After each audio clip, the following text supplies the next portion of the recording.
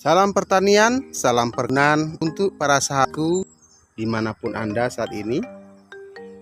Pertemuan kali ini kita akan khusus membahas tentang pupuk dasar sebelum melakukan penanaman durian.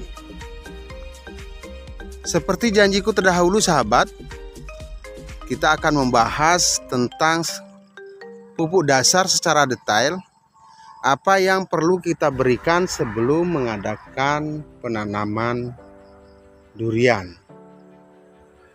Baiklah sahabatku, simak dengan tenang, dengan santai dan cermat, karena beberapa step by step yang akan saya sampaikan kepada sahabat-sahabatku semua. Sahabat, dalam bertani durian banyak yang harus kita pertimbangkan sebelum kita melakukan penanaman. Yang pertama adalah pemilihan lahan. Pemilihan lahan di antara lahan datar dengan lahan miring, lebih bagus yang mana? Kalau kita bisa memilih, justru lahan yang miring lebih baik sahabat. Tetapi ketika petani tidak memiliki lahan yang cukup, lahan datar pun tidak tertutup kemungkinan bisa dibudidayakan untuk penanaman durian. Kalau masalah lahan itu relatif sahabat, kira-kira sahabat bisa memilih lahan sesuai yang Anda miliki. Itu masalah lahan. Yang kedua, sebelum kita melakukan penanaman durian, tentu kita harus memilih jenis varietas yang kita inginkan. Di sini varietas-varietas yang sudah bersertifikat atau sudah diunggulkan, lulus uji lahan, banyak jenis varietas yang sudah dikembangkan baik itu di Indonesia ataupun di mancanegara. Salah satu varietas yang bisa Anda pilih adalah Musangking. Musangking dia cukup adaptif, bisa berkembang baik itu di Malaysia ataupun di Indonesia. Bahkan di negara-negara lain pun sudah mulai mengembangkan tanaman durian Musangking.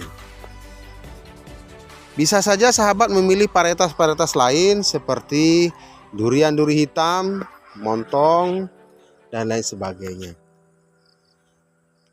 Sahabat, setelah kita sudah menemukan bibit yang bakal kita tanam,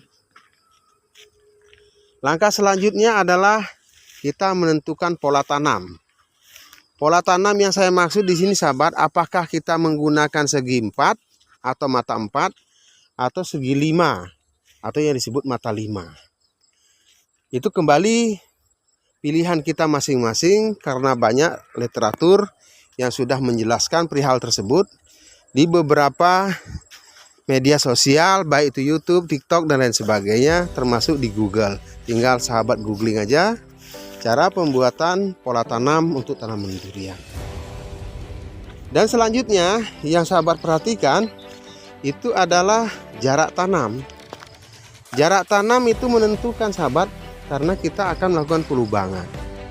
Jarak tanam bisa diambil 10 kali 10, 9 kali 9, atau 12 kali 12. Itu tergantung luasan lahan sahabat. Namun saya rekomendasikan 12 kali 12 sahabat, kalau lahan Anda mencukupi. Nah, setelah itu ini yang paling krusial sahabat, yaitu melakukan pelubangan. Pelubangan di sini yang saya maksud sahabat, sebelum kita menempatkan sebuah tanaman, itu seyogianya dibuatkan lubang tanam. Nah, lubang tanam ini harus diperhatikan besaran polybagnya sahabat. Kalau polybagnya besar, buatkanlah lubang sebesar sesuai dengan polybag yang dibutuhkan. Tetapi kalau polybagnya kecil, cukup menggali lubang sekiranya polybag itu bisa masuk di dalamnya. Setelah sudah menggali lubang sesuai yang diinginkan sahabat, karena tema kali ini adalah pupuk dasar yang dibutuhkan. Setelah kita lubang, maka di dalam lubang tersebut bisa diberikan pupuk fosfat. Fosfat di sini aja banyak sekali variannya. Bisa sahabat memilih jenis fosfat triple super fosfat seperti TSP. Kandungan fosfatnya itu adalah 36%, atau sahabat memilih yang lain misalnya Ultradap atau Vertipos, sesuaikan dengan budget sahabat. Berapa kebutuhan pupuk per lubang? Maka di sini saya sarankan sahabat, berikanlah dalam per lubang pupuk dasar tersebut adalah 1 sendok makan saja. Jangan terlalu banyak, karena pohon yang kita masukkan itu adalah pohon kecil sahabat. Kalau terlalu banyak justru akan mengefek kurang baik bagi kesehatan durian kita. Maka gunakanlah 1 sendok makan saja. Itu untuk pupuk dasarnya. Terus pupuk kompos dan pupuk kandang sahabat. Memang pupuk kompos dan pupuk kandang itu bisa menyuburkan tanaman. Tetapi sahabat harus ingat bahwa pupuk kompos dan pupuk kandang itu bisa mengundang benih-benih penyakit atau bibit-bibit jamur yang jahat, sehingga tanaman durian kita tuh bisa terinfeksi sahabat, terinfeksi jamur jahat.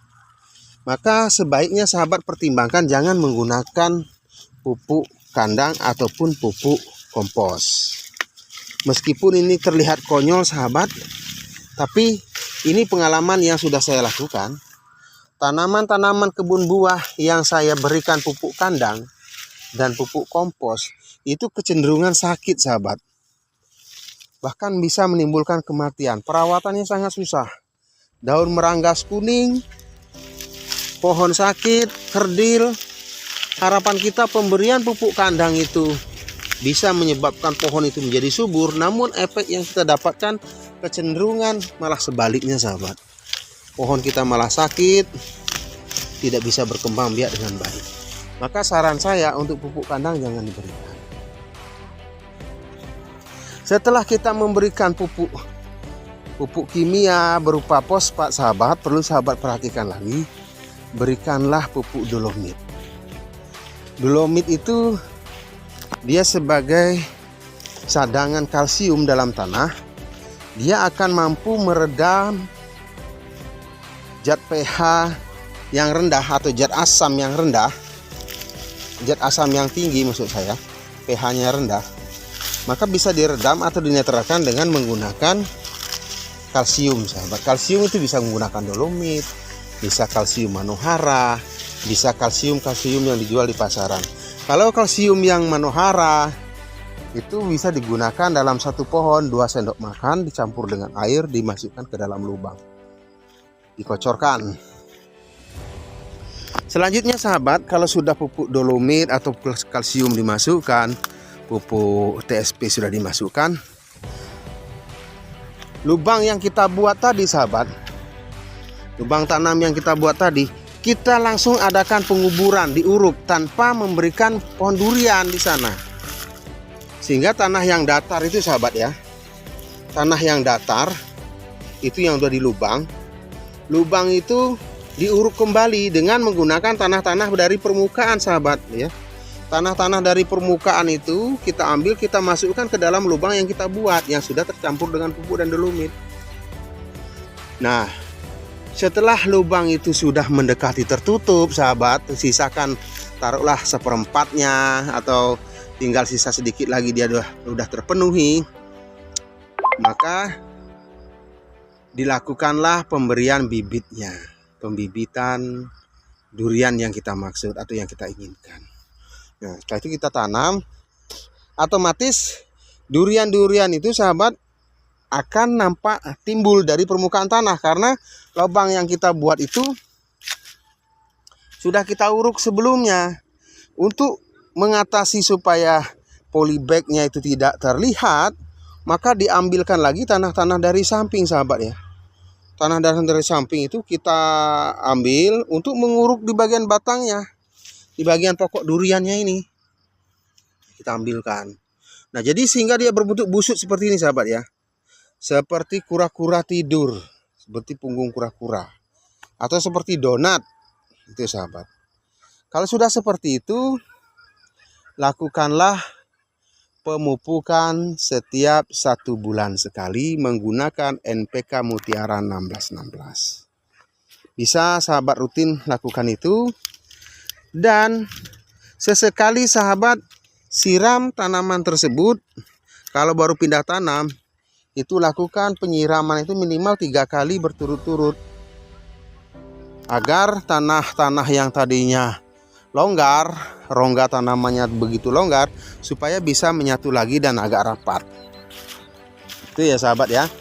Mungkin sahabat sudah ini ya, sudah memahami apa yang saya maksud.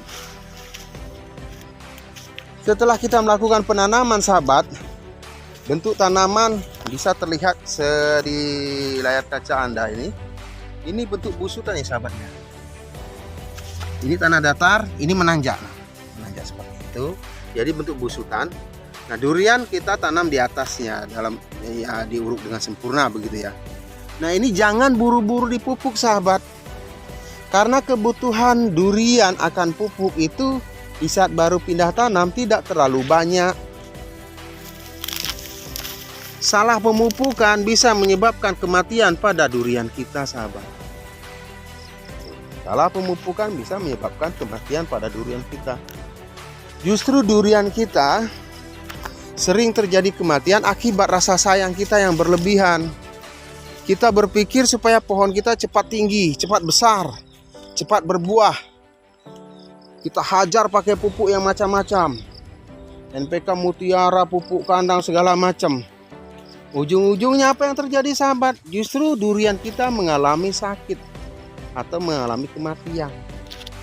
Banyak di antara petani muda atau petani milenial atau petani pemula itu melakukan kesalahan-kesalahan yang seharusnya tidak terjadi. Itu sahabat. Di sini catatan ini sangat penting saya tekankan kepada sahabat-sahabatku.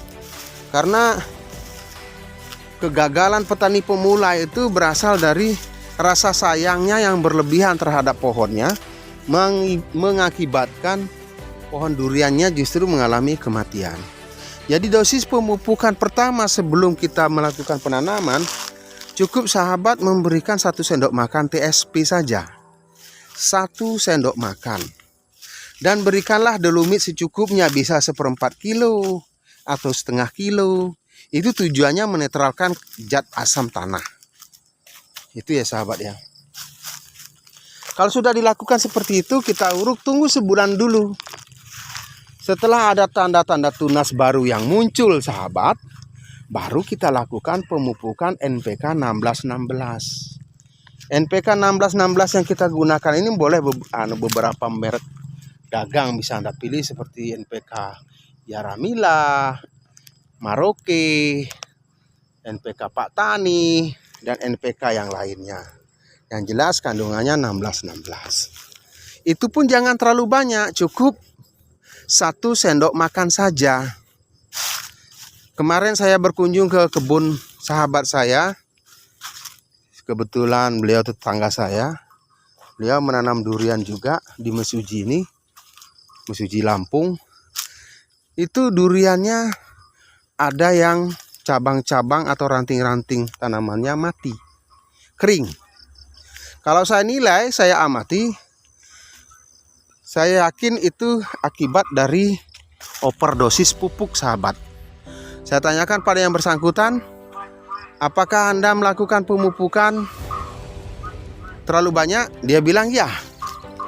Kenapa? Saya bilang, karena ingin cepat tinggi, cepat tumbuh, cepat berbuah. Durian itu bukan gambas ya, bukan timun. Durian itu tanaman keras. Dia akan menyesuaikan dirinya sendiri terhadap lingkungan. Kalau akarnya masih sedikit, kita berikan pupuk yang banyak. Akibatnya itu seperti kita masih bayi, diberikan makan terlalu banyak. Efeknya apa? Efeknya kita kekenyangan, bahkan bisa menyebabkan kita sakit. Perut kita belum jatuh ya sahabat. Perut kita belum mampu mencerna makanan yang disediakan, sehingga membuat tubuh kita justru menjadi sakit sahabat. Jadi berikanlah pupuk itu cukup 1 sendok makan saja, dan diulangi setiap sebulan sekali. Untuk perawatannya sahabat, berikanlah penyemprotan apakah sebulan sekali, insektisida dan fungisida. Kalau insektisida untuk menghindari daun yang bolong-bolong, nah seperti ini sahabat ya. Kalau fungisida itu adalah jamur yang bisa menyebabkan kerusakan pada batang, pada daun, dan perakaran sahabat. Sehingga fungisida bisa kita pilih kalau untuk akar disiramkan ke tanah itu, kalau yang kimia itu Nordok. Kalau untuk disemprotkan di bagian daun bisa menggunakan Antrakol atau Mancozeb. Banyak pilihan fungisida yang ada di pasaran. Lalu sahabat, apabila udah kita lakukan perawatan yang sedetail itu, saya meyakini tanaman kita akan baik-baik saja. Cukup kita perhatikan gulmanya. Kalau untuk pengendalian gulma sahabat, usahakan jangan menggunakan racun rumput. Gunakan saja manual, dibabat pakai arit atau dikoret pakai cangkul sambil menggemburkan tanah sesekali. Sedangkan pemberian pupuknya cukup sebulan sekali 1 sendok makan. Itu di tahun pertama sahabat ya. Berarti 1 pohon 12 sendok makan. 1 sendok makan itu kurang lebih sekitar 20 mg. Kalau beli pupuk 1 kilo itu untuk 24 pohon cukup ya sahabat ya. Udah lebih daripada cukup. Jadi kalau sebulan sekali sekilo untuk pemupukannya, maka dalam 1 tahun kita hanya membutuhkan 12 kilo NPK Mutiara. Itu ya sahabat. Seiring dengan waktu bertambah umur, kita tingkatkan lagi pupuknya. Di umur sekitar 2 tahun memasuki tahun kedua, kita tambahkan menjadi 2 sendok makan. Nanti setelah memasuki tahun ketiga, bisa didobel dari 2 sendok makan menjadi 4 sendok makan. Karena apa? Durian kita sudah membesar. Dan seterusnya dan seterusnya. Jadi pemupukan itu sahabat harusnya berkala dan dimulai dari dosis yang kecil. Jadi pupuk yang bisa diberikan kepada tanaman itu tidak boleh overdosis. Sekali kita melakukan kesalahan sahabat, merawatnya, mengembalikan lagi kesehatannya itu lama. Ini di hadapan sahabat ini durian saya. Karena ini sore hari ya, saya baru pulang dari kerja dari ladang. Ini di kebun saya yang satunya tadi masih kecil-kecil, ini ya udah besar. Ini di bulan 7 ya, 2025. Sudah berbunga. Karena kemaraunya saat ini adalah kemarau basah, sehingga bunganya tidak terlalu banyak sahabat. Pohonnya cukup tinggi, sekitar tinggi badan 7 meter, usia 5 tahun sahabat. Ini metode yang saya tanam secara mendatar, yang tidak memakai busut. Perkembangannya agak terganggu sahabat, tetapi perawatannya karena saya sangat ekstrim dan sangat teliti, kendala-kendala yang muncul bisa saya atasi. Namun untuk mencegah hal-hal kebusuk akar, busuk batang, lakukanlah penanaman secara busut atau membuat gundukan. Mungkin itu sahabat ya, pohon durian montong kita ini sebagai penutup video kita. Terima kasih kunjungannya. Hijaunya area esok dimulai hari ini sahabat, kita yang muda yang berkarya. Kalau bukan kita siapa lagi, kalau bukan sekarang kapan lagi. Jumpa lagi di video-video yang akan datang. Mungkin nanti kita bahas tentang budidaya tanaman durian sekali ya, yang dikombinasikan dengan tanaman cabai. Bagaimana cara perawatan cabainya sehingga tidak mengurangi kesehatan durian dan bermanfaat bagi tanaman cabainya. Terima kasih sahabat-sahabatku. Semoga Anda selalu berbahagia. Sampai jumpa di video yang akan datang. Salam.